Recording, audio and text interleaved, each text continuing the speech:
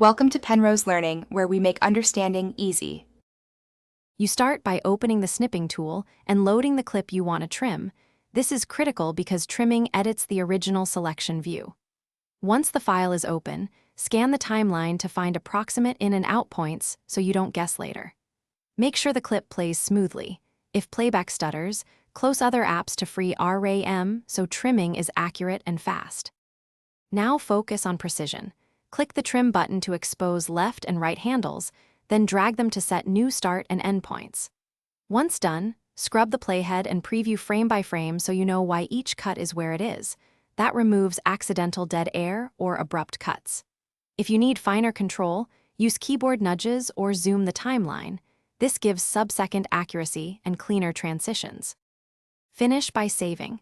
Use Save to overwrite or Save as to create a new file, and confirm format and folder so you can find it later.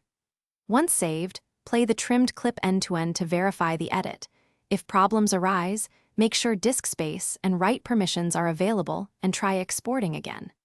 If the result looks corrupted, revert to the original and retrim with smaller handle moves to isolate the issue. Thanks for watching. If this was helpful, leave a like and consider subscribing. See you next time.